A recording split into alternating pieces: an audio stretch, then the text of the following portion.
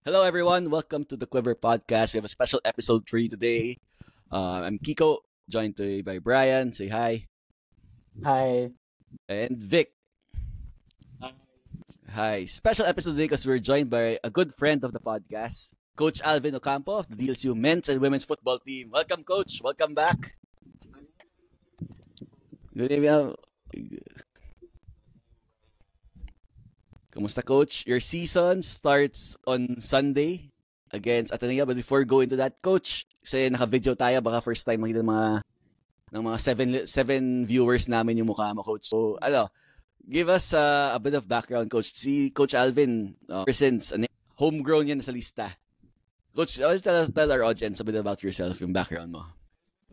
Family, everyone knows naman, my father came from Ateneo. Then the football field sa top ng Moro Lorenzo is named after my father. It's one of the King Eagles before. However, I was put in Lasal since it was beside our house in Alabang.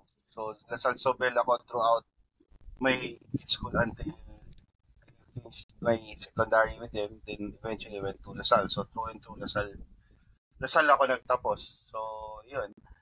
Then yung I started with football at the age of grade 1, but I also shifted to basketball because of my dad. However, I shifted back to football when he passed away nung second year high school ako.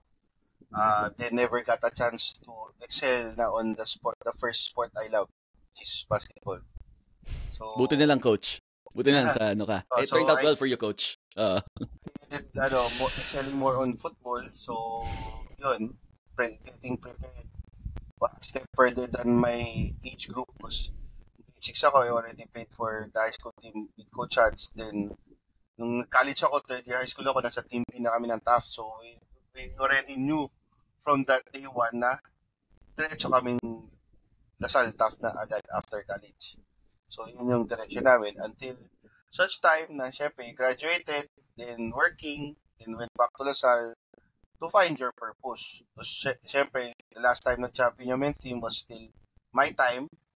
So, my purpose right now is to bring back yung crown sa TAF. And especially sa women's that 2 years in a row, FU was the one who's gaining momentum sa championship ng women. So, this year, we try to get it back. Then sa men's team, we try to bring it back. So, those are the two objectives for this year. Ang difference lang sa kanila is we need to, yung sa women's, we need to put ourselves in the top 2 since there's no Final 4. And sa men's, we just need to put ourselves in the Final 4 because last year we missed out on the Final 4. We fell short after having 3 chances to enter the Final 4. So, players became complacent. I always tell them, you always beat the top 4 teams. Pagdating sa bottom 4, that's the whole time became complacent. So, this time around, we have to enter the tournament with humility. So, everything will boil down to everyone's playing football. Either possession football, either transition football. Everyone is going to be playing. It will boil down on who wants it more in the Final 4. Kaya I really believe it's really the mental aspect of the game, yung mindset ng mga players natin entering the UAAP campaign, especially na it was your first semester sport now. So very short ang preparation namin, exposure to matches, very parang lumalabas continuation lang nung last season. So yun nangyari. So we try to inject the new players in. Then syempre there's a lot of players that are going out also. So, especially sa women's, still intact with a few players added. Then sa men's, madami na wala. So, yun. So, paano yun, Coach Alvin, yung biggest shift from second sem to first sem? So, nag-iba totally preparation for this season's tournament. What changes did you have to make dahil ginawang first sem sport siya? And do you agree with the decision, Coach, na going first sem sport siya? Basically, I agree on the change of the time to first semester. Syempre, iba yung heat. May heat factor. Tapos, syempre, yung mga Muslim friends natin, pag Ramadan, problema rin yan. Diba?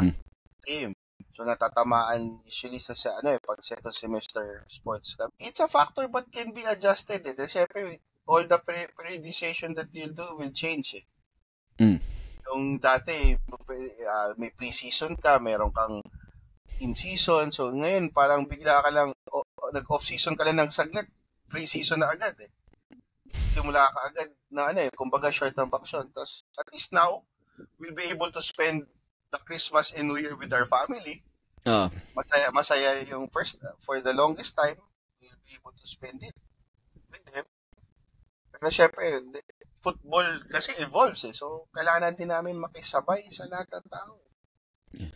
So, ano yung mga pre-season preparations niyo, Coach, na ginawa for this season? Sa men's team, it was all tune-up matches. So, kasi tune-up matches. Ang Liga pre-season tournament will only start this weekend. So, our Team B is joining the Angliga Second Division.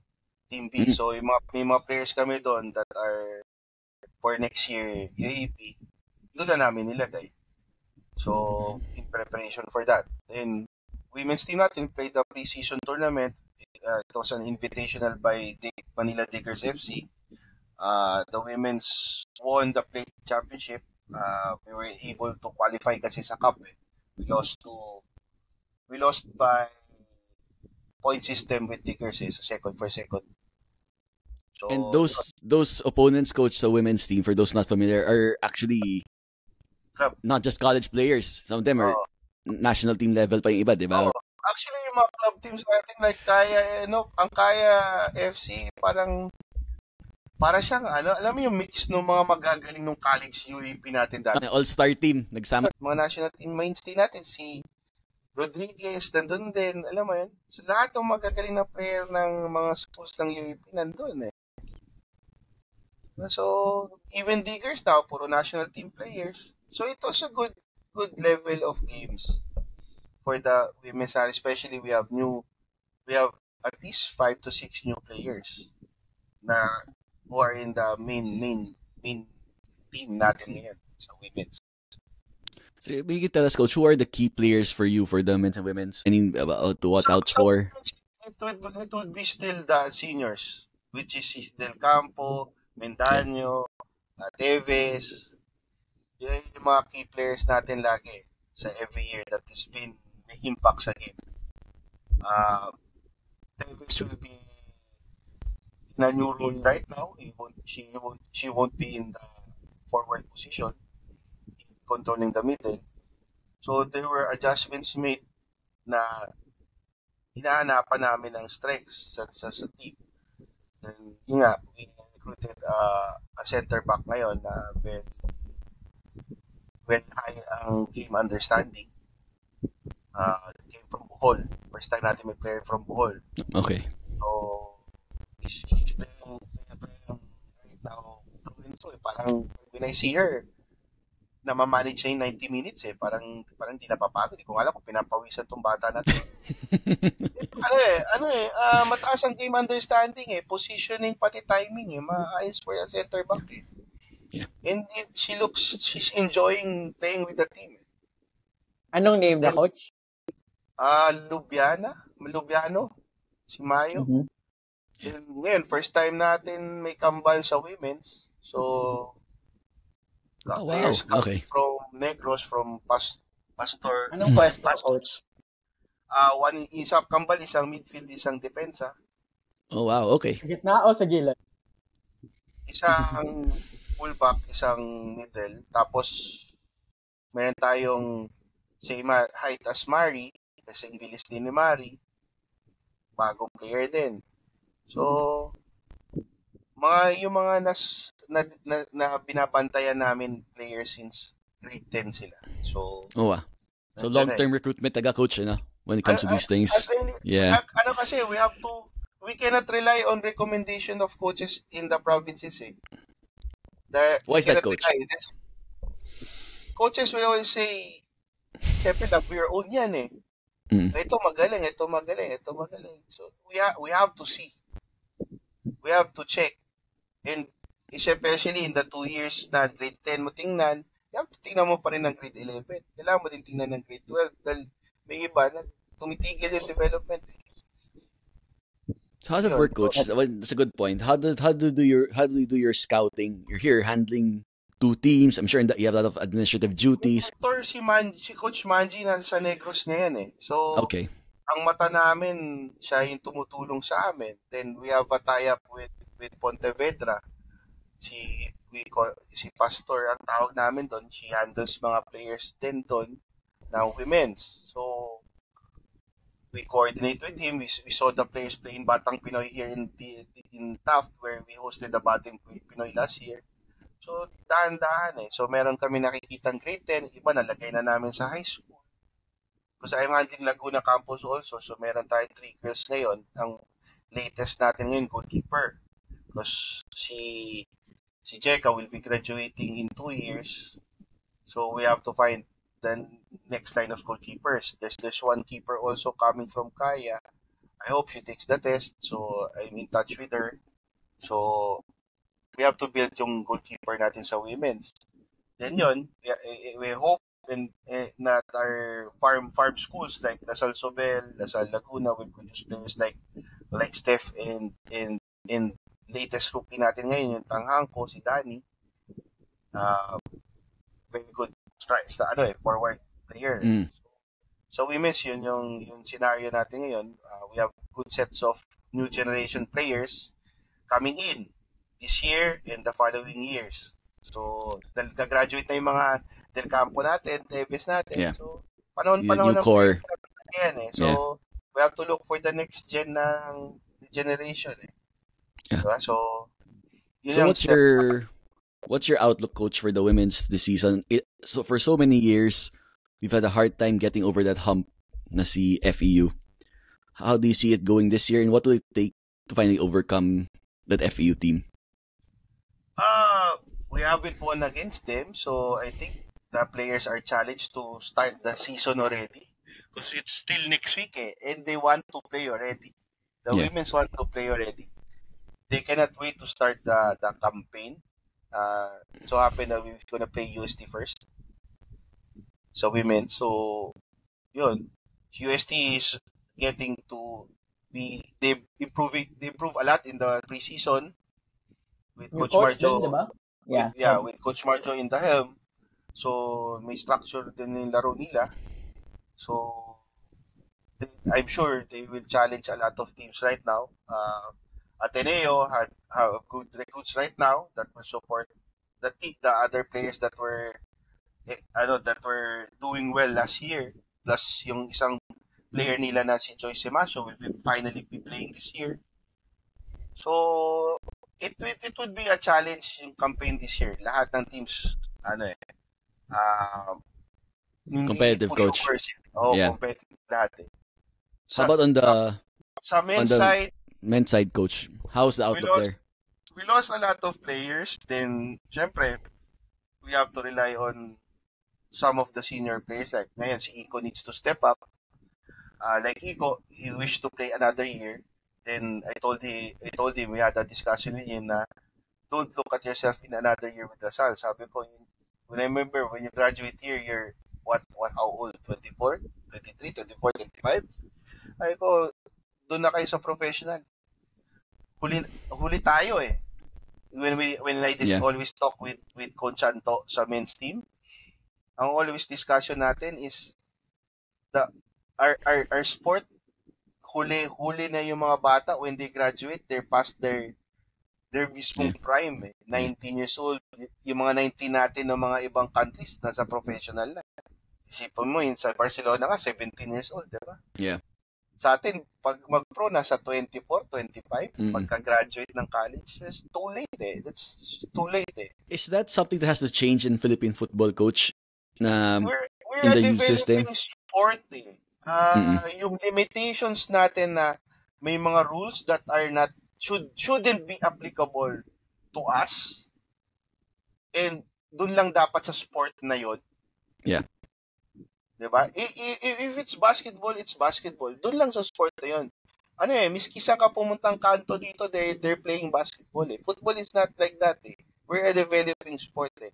How can a league help our sport? Diba?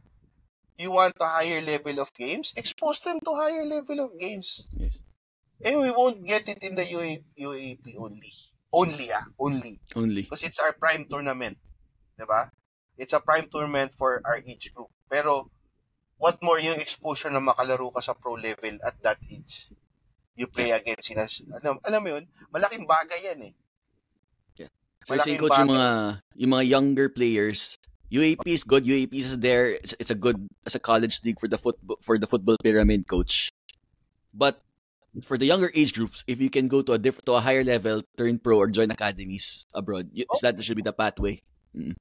Yan eh, choice nila yan eh, where they will stick eh. If they have a pathway towards the college, stay. If they don't have, play outside. Wala, that's the truth about our sport.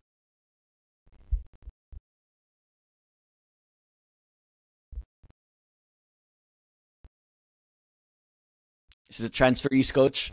Transferees from member schools. Sabi ko, iwan nyo lang sa basketball yan. Huwag nyo damay yung ibang. Yan din yung sinasabi natin in the previous episodes, no? Diba? Yeah, let's talk about coach. So the new rule is for our listeners is that transferees now have to serve 1 year of residency but lose 2 years of eligibility if they transfer from UAP to UAP school. What can you say about that, coach? And give us a perspective. Kasi yung iba tao, when they see it, it's really the high-profile sports, diba? Basketball, volleyball. How does it affect sports like football that aren't mainstream? Why don't you give us a perspective about that? It denies the players to go to other schools if they were let go. Yeah. Remember, if a team has not scarcity but over number of players for a position that they don't need, they have to let go. When they let go, a player cannot go to a member school because wala ang kukuha sa kanya eh. Yes. Because they need to serve 1 year tapos 2 years. 2 years, mawala sa playing years niya. Tapos lalabas 2 playing years na lang maiiwan sa kanya. So, alam mo yun, imbis na yung bata, nadi-displace yung bata. Yeah. You get it? Nadi-displace yung bata. Hindi nila kino-consider yun. They consider the sport. The sport. They don't consider the education. Okay? UAP is still education priority natin. Even sa amin sa priority is academics before football. Yeah? Yung rule na yun, they forgot about the education. Eh, paano ko yung bata? Hindi na ako kinuha dito. Gusto ko na mag-aral sa ibang school. Yeah. Hindi naman ako makaaral, hindi din ako makakalaro. Dahil may gantong rule. Diba? They never consider that one. So, lumalabas this... solution... Yeah. Oh, go ahead, Brian. And unlike in basketball and volleyball, sa NCAA, wala rin masyadong football teams na active, no? So, wala rin talaga ibang choice pupuntahan yung ibang football players rather than other UAP member schools. Bababa ka ng NCAA. Ang NCAA, ilang teams lang. Diba? Exactly. So, parang, sana they thought of na pwede naman yun eh, tournament rules for basketball. Tournament rules. Diba? Diba meron tayong ganun eh. If it's not in the tournament rules, we follow the FIFA rules. Yeah. You can set your rules eh. Eh kung yung rules nakaset lang sa basketball, dito lang sa basketball, huwag nyo damay yung ibang sport. Kaya nga, agree nga yung sa sinabi ni Coach Topex doon eh. Siyempre, with Coach Topex, still, still, he is always a nice guy. I'm a nice guy. We won't say harsh words coach. about it. We won't say harsh words, but still, it's the reality of things eh. Yan yung totoo eh. Ba't mo kailangan tago? Yeah. Diba? And sige, fine, ginawa yung rule. We have to follow. But at the end of the day, you have to think that is yung mga players na nadi-displace dahil dyan. You're denying education because hindi sila pwedeng kunin because of football or because of other sports. Dahil because of that residency rule. Yeah. So, what do you see, coach, as a solution for what do you think if you had a chance, what would you recommend to the league? What's the best solution to address this? Kanya-kanyang tournament rules tayo. Yun eh. Diba? What's favoring the sport? Total, ina-approve naman ng mga yan eh. Diba? Para lang yan yung yung 3 opportunities sa FIFA rules siya. Diba? Kung ano yung mga pag-uusapan, shoot natin. Sinabi nila, yung medyas, bawal na daw cut-off na hindi same color. O di sunod tayo. Tournament rule yun eh. Shin guards na maliliit ngayon na ganyan, binawalan din. O di sunod tayo. Yeah. Diba? Parang sinabi mo, dapat baseball, shin guards, dapat ginakaganyan din. Diba? Pwede ka naman mag-set ng rules bawat sport eh. Yeah. Diba? Yes. Tama yan. Kasi So, nadadami ako yun yung nakita ko eh. ibang sports. Damay eh. Since, lagi na lang tayo damay ang ibang sport. Dahil sa mga rules nila. Since the time na I was playing, I think yan na nandyan na yan eh. Laging damay lahat eh.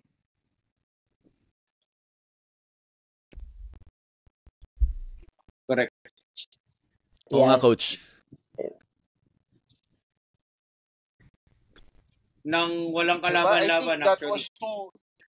that was too what you call discriminative to other sport. Ito naman. Yung nangyari dati. And I think niloophole tayo, coach, nun kasi they were saying required UAP basketball and volleyball as mandatory sports dahil hindi compete sa basketball, all other sports couldn't compete, which is really unfair on the other sports. Yung at suspension. Yeah, exactly. Ganun, Or that team, kung kailangan. O nga. And personally, coach, bad trip kami sa season 69 yun. Personally, excited kami doon, coach. Season na yun eh. Yun yung favorite Masakit sa kasi amin namin, yun eh. season 69. Tapos wala tayo. Coach. So, I think, mabait naman sa lista eh. Ay, bastos yan. Pwede. You took away yung a life of one athlete. Yeah. Alam mo yun? Lalo na pandemic, di ba? Kinain na tayo ng pandemic, kinain pa tayo ng suspension ng ganyan. Ano pa sunod, di ba? Anong sunod mong kakainin? Yan, parang ganun yan eh. Anong sunod mong kakainin? Parang ganun yan eh. Bale ang araw tatakbo ko UAP Ano? Yan, ang tayo na rin mo. Alvin. Tayo na. Coach, pa-apply. Nakalin. Lotion.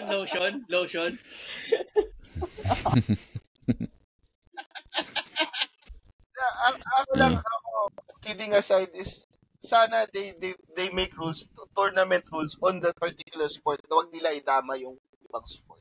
Yeah. Agree, coach. Totally agree with Coach Topex doon sa sinabi niya. It's a tame way of saying it. Yeah. All right, coach. Looking back, you were on the last champion team in 1997. So it's been some time. Di naman. 27 years. Yeah, it's been some time. Looking back, coach, it was a different time then eh. But what do you think's been in the men's side? The women's, we've been a consistent contender, but sa men's side, what do you think is the biggest issue that men's see that we, for 27 years, hindi pa tayo nakaka-champion ulit since time mo? Concern, like yung time kasi namin, lahat ng Metro Manila-based players na magagaling went to Lasal. Players from San Agustin, top players are here in Lasal. Players of Southeast is there in Lasal. Diba? So, yung mga magagaling ng mga Metro Manila-based players nasa Lasal. So, ang recruitment natin was parang at that time was just 1 or 2 or 3 recruited players lang yan. Ilan lang, may Masbate, may Iloilo kami, may ilan lang. This time around kasi, may Manila players natin are challenging also for scholarship eh. Dati hindi ganun. So, pag hindi mabigyan ng scholarship, lipat ako sa ibang. Yun ang common problem namin ngayon. Siyempre, we try, when people ask me, I think there's one parent we need to strive to have an excellent football program like basketball, like volleyball, like how UP is also in football and FU, na when they recruit, alam mo yon, napuntahan sila ng mga high school players eh. Doon pupunta ako UP, tryout ako, ang dami ng tryout. FU, punta ako, re-recruit ako, tryout. Ang Lasal kasi, ang men's team, perfect example ko is yung women's natin muna eh. If Manila-based players are not producing good players eh, right now. We rely on provincial players. Iilan lang ang Manila-based players natin na magagaling. So, we have to recruit. Ngayon, at least ngayon, ang homegrown natin na Lasal players sa team, 2, which is si Steph Gonye and si Danny Tahangko. Steph Gonye came from our Laguna program, Danny Tahangko came from our Lasal Zobel program. So, meron tayong 2 homegrown. Sa men's team, we have to control the number of recruits. Why? We have Zobel players, we have Green Hills players, we have USLS players. Majority of these players are here in our team eh. Some are in UP, some are, pero karamihan ng bulk ng players natin came from our Lasal schools eh. Para nag-make room kami to accommodate pa rin our Lasal players. I even have 2 players that are remained loyal to me since high school. Since I got them grade 7 in Lasal Green Hills. They entered our team without scholarship. They stayed with me until now. Ngayon ko lang sila nabigyan ng scholarship. On their 3rd year, 4th year. So I think alam nyo na yan kung sino-sino yung 2 na yan, yung Batman and Robin namin. Diba? So alam ni Kuya Gene yan kung sino yung 2 na yan. They stuck with me since grade 7 sila. So we in sa men's team, it's always a challenge but still with that kind of component ng team mo, yung mga biggest teams natin nasisilak pa rin eh. Nakakayanan namin eh. 'Di ba? Even though yes, they're strong, they're the strongest teams, UP, FEU, USC. We managed to at least win a game eh. 'Di ba? Against them eh. So, kaya eh. It means kaya eh. And I always question, I don't believe na, hindi naman sa I don't believe. It's more on, we were criticized na parang we push more on the mental side than the system of the game. Sabi ko, ano bang sistema ng game ang gusto nyo?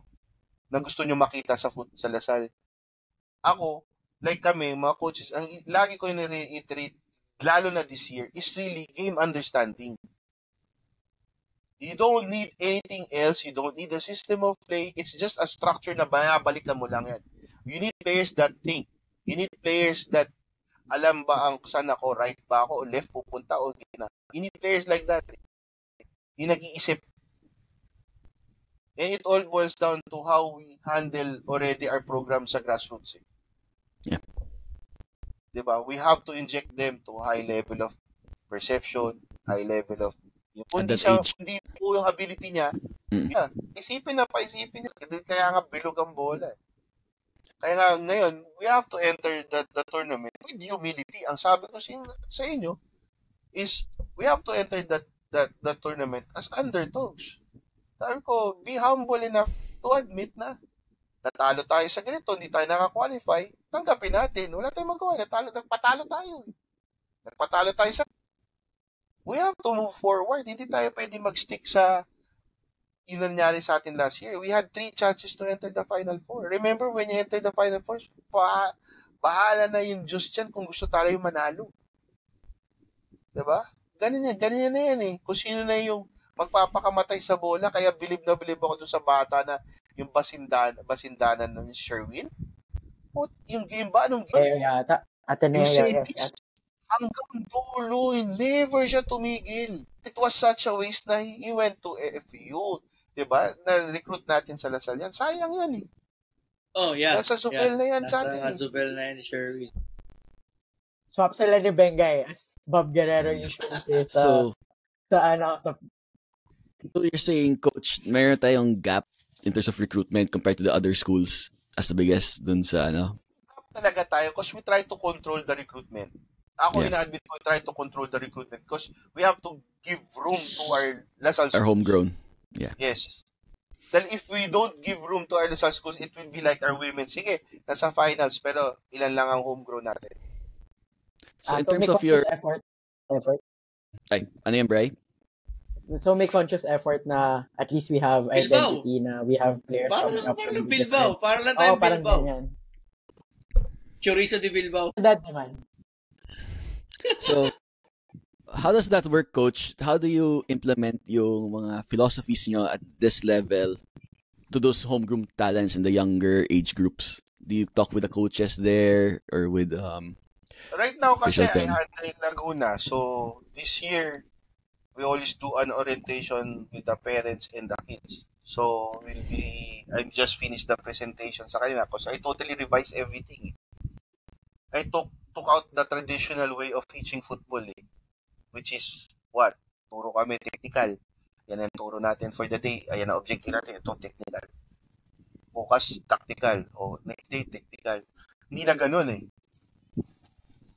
Dapat meron ka ng training na, okay, ito yung gusto ko makita, dribbling with ball. Okay, pag may space, anong gagawin mo? Pag walang space, anong gagawin mo? Ganun na dapat yung discussion Tapos may tactical na implications agad yun, kung ano intention, anong para saan yung tactical intention na mag-dribble ka. Diba? So, there were, when I attended a workshop kasi recently, it confirmed some ideas that we were thinking about in Laguna campus na yung ginagawa namin na program. It was passed on 2 years ago when we did our sports standards alam ni Coach Cholo yan dahil pati siya meron na yan sa So we have every sport there, we have a sports standards that we did. And this component there in the psychological side, which is football IQ, which is game intelligence, that I took it out from the psychological side of teaching football. Dati kasi you teach technical, tactical, physical, psychological. Ngayon, tinanggal ko yung game intelligence or mas sila isang pillar, Coach. Yeah. Participation. Sinasabi kasi sa akin that. So, yung workshop na yun, it opened my eyes how Spain model was done. The Spanish yung yung workshop, pero hindi ko naman sinasabing what worked for them will work for us. But remember, the only way we know if it will work for us if we try it. 'Di ba?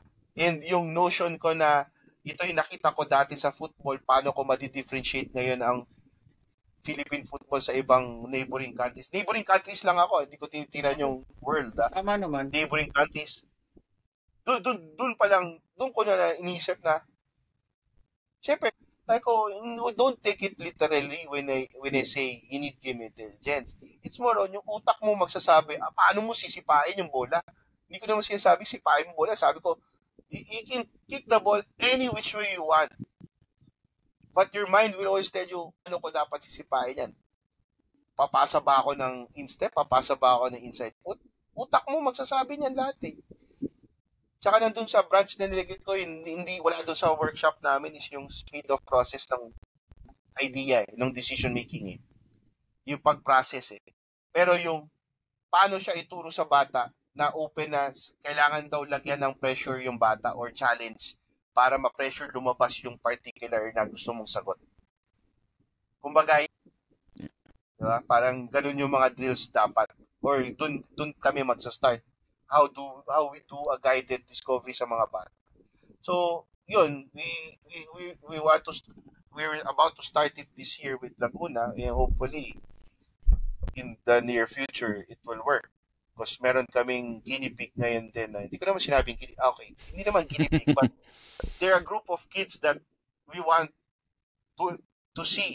Because we had a group of kids now na juniors namin ngayon sa Laguna that were in DepEd before na tinatambakan lang nung grade school. Ngayon, na nakaka-qualify naman. Actually, last year, they beat an NCAA team in DepEd, which is San Beda, a champion team. May chance na, alam mo yun, kung we can give it a try and see what happens. Tapos ngayon, syempre, sa kakaisip mo about football, how to improve everything, not only Lasal, but with players, because gusto namin makita ang players mag-develop individually.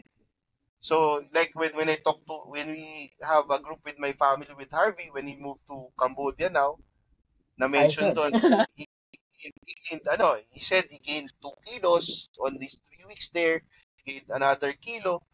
So, ibig sabihin, may factor yung physique. Yeah.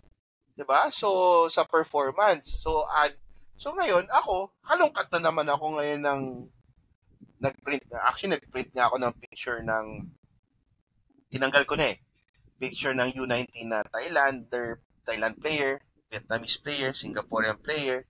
Nagprint ako ng picture, tapos nagprint ako ng Pinoy player natin. Hindi ko lang kung sino yun. Basta pinulit ko lang. Nilagay ko sa table ko dyan. Siyempre, baka isipin na, bakla ba tong coach na to? Bakit may mga picture na lalaki na? Ma-underage pa. Coach, iba dyan natin. So, yung strength and conditioning factor ng sport ng football dapat hindi kinakalimutan. Kaya, I had to ask that kanina kay coach kasi this is another season na congested yung games natin. And napansin natin in other sports such as men's basketball, they speak highly of the programs they have over there. Parang it's them with the fitness, not just about lasting but also out muscling your opponents. May efforts naman tayo dito, coach, to address. Do you think how of a concern na i-address ba siya or improve for our teams this season? It's too late to do that. It's too late to do that because of the short preparation. But come January, after the break, yung 3 months namin, balik kami agad dyan. Sinabi ko na sa mga bata, we have to hit the gym. We have to hit our strength and conditioning coaches in Lasal. We need to do something because it will boost your performance. Plus, it will help you in your injuries. Tama. Injury prevention din yan . Remember, last year, wala kaming case ng ACL.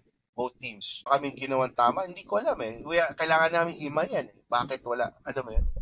It's something to do with our facility ba? Or something to do with... Wala . Walang injuries na. So, Coach, may factor yan . May factor talaga yan . Coach, all right. So, thanks, Coach, for giving us insights about the program and how we build it. If people were to ask you, what is your... all football managers have their own philosophy, right? All the famous football managers. What is the Coach Alvin Ocampo football coaching philosophy? I always been a passer. Assist ako . I don't want to take credit for goals. I don't want to be a captain ball. I don't want to take that responsibility and everything. But what I can say is, even if you're off the bench or inside the field, if you're given a chance to play, you always play your best and you make your teammates better than you. So you set the bar high and you help them set the bar yung threshold na mas mataas. Kumbaga, hinahatak mo sila above you. You get it? Yan ang philosophy ko every time ako maglaro. Gusto ko si Christian Lozano, best striker. Gusto ko si John Chua makabigay ng magagandang crosses. Gusto ko si Albe pakawala lang dyan, parang kiti-kiti. Dahil ganun nangyari namin sa 4-4-2. We play 4-4-2. I let Albe just go everywhere. Let cover. Because si Albe will just go everywhere. Aparilla is one of the good players before noong time ko. And he will go everywhere. Si Alvin kahit pilay, merong bicycle kick. Naka na. Adrenaline na lang. It was really adrenaline. The next day ba? Kamusta ka nun, coach, the next day? Magayo pa ako . Ganyan yun. Alam mo ba? Si Mexi, ganyan yung angkin ko. Ganyan ka magano. Pero alam mo, kidding aside, alam mo yung game na yon, yung game na yun, how I remembered it, alala ko yun, when I got tackled I asked Coach Hans to tape me eh. Eh, di ba, brutal mag-tape yan eh. So sabi ko, okay, mas kailangan masikip para makatakbo ako, para takbo. So, tama ako. Nakatakbo ako. Tapos, syempre, hirap pa rin. Yung mom ko, lala ko, I saw her went down sa bench. Punta kay Coach Hans, nag-aaway sila dun sa bench. So, nailabas na ako. Sabi ko, tigil ako sa ko, ma, okay lang ako, sige lang, give me until halftime, tapos tingnan natin after. Buti na lang, di ka nilabas, Vin. Kundi, walang bicycle kick. Ng halftime, syempre, down kami 1-0 eh. Sabi ko, ayoko magpasab. Si Norman kasi na-injure na nung time na yun eh. Sinab din eh. Eh si Albe kasi was our third midfielder because ECL. Putol ECL niya, naglaro siya. Sipe mo. Putol ECL niya, naglaro siya noon. So, inuna kami ni Norman noon. Si Norman na-injure na maaga, so they had to field in Albe inside. So, nung halftime, lapit ako kay Edgar po nung time na yun. Si Edgar yung namin. Edgar, paayos ng tape dahil di ko na maramdaman yung paa ko doon sa pag-ikot. Di ko maramdaman. So, okay, inaayos yung tape. Okay, laro. We scored 1 own goal na parang na-deflect ng kalaban. The second goal was mine because of a beautiful cross by John Chua. Then the third goal was assist to Christian na inilab lang sa goal. Then the fourth goal was Alves long shot. Tapos yung fifth goal, pagdating ng third goal, nag 3-1, sabi ko, upo na ako, di ko na kaya, sub na ako. Pwede na to. Okay na. Tapos, alam mo yun, done, 5-1. Yun yung height talaga na. I mean, ikaw, Vin, did you expect that you'd score 5 unanswered second half? The ball just went in front of everyone. And we just had to take it. Alam mo yun lang naman yun eh. Kumbaga, it's really, yun ang sinasabi natin sa finals eh. Kung sa'yo eh. Eh, sa'yo binigay. Di ba? Against Ateneo to, no? Yes. If I remember correctly. Yes. Talagang no? Oo. Nagilid dahil may game after namin parang tune-up. Siyempre, college player ka. Siyempre, pakitang gilas ka doon sa mga chicks eh. Tsaka masaya yun dahil yung Ultra first time mo makitang puno eh. Yeah. Okay. So I think yun ang key coach mag-champ. Have tayo ng foreign team mag-training pag UAP natin. Pag nag-games tayo. I think that's the key coach. Dadali natin sa UP. Sa UP every game. Yes, Smith tsaka si Trinity Rodman. Actually, kahit hindi sabihin ko sino. Mag-ingat ka. Mag-ingat ka. Okay. We'll find all right, coach. We'll have you back for that one once season's over. Let's see if you're able to give that promise to your men's team. Ayoko mag-promise yung yung tatakbo ko whole field na ka-jockey. Bakit? Ayoko. Baka kaya ko din gawin. Sa task, coach. Sa pep rally ng season 88. Bakit? Hall of Shame. Lasal Hall of Shame. Hall of Shame ka na. Red card. 27 years, coach, it'll be worth it. Last question, coach, since we've eaten up your time. I know you have training tomorrow. Lapit na yung season. Coach, sabi ko, no personal questions. Isa lang. Favorite position mo, coach? Anong klase? Keeper, defender, alam mo, midfield. I've always been a midfielder. All my life, I've been a midfielder. But like I always said to everyone, don't settle in playing just one position. Know everything. The more you can play multiple position, the more delikado ka sa play. Kailangan marami kang 20. Yes! Di ba? Kailangan puro green. Tapos sa football manager, kailangan puro green ka sa football manager. Para lang yan, Vicky, yung pag tinapon mo doon sa anong posisyon ng babas, dapat yung gagawin mo. Ganun. Anong lumabas sa dice. Hindi mo may iwasan talaga na pagdating sa actual match, there will be instances na magpapalit-palit eh. Oo eh. Talagang especially if you need to cover. Ano yan talaga eh. Ako, agree ako dyan eh. Hindi ka pwedeng, hindi, striker lang ako. Hindi, midfield. Hindi, winger lang ako. the more positions that you can play, sobrang valuable ka sa loob ng pitch kasi ano talaga yan, it's normal na magiging out of position ka sa keeper no na outfield player ka Luis Suarez. Si Yoshi. Si Yoshi, yeah. Ayun, at least nagpalit siya. Kasi mahirap pag hindi ka nagpalit ng jersey. Handball ka nun. Ayun. Alright, so thank you Coach Alvin for joining us. Good luck. Sunday, first game is against Ateneo already. Unfortunately, sabay siya with the men's basketball. So I hope also against Ateneo. Puro so tayo, for those who don't have tickets, diba? Sa men's football kayo manood. Diba? Nalaban yung men's football. Mas dikit. Ayaw break kung tayo mabate. Oh my God. Kung tayo mabate.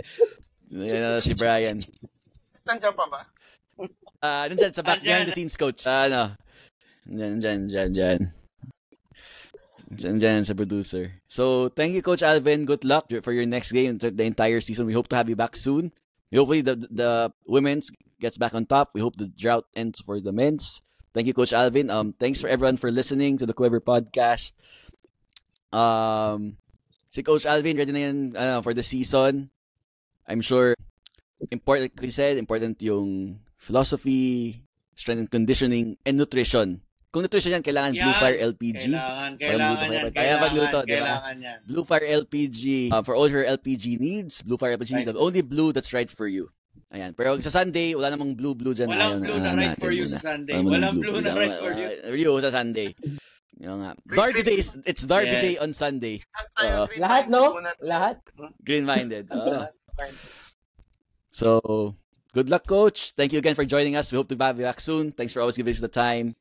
As we always say, Animo Lasal.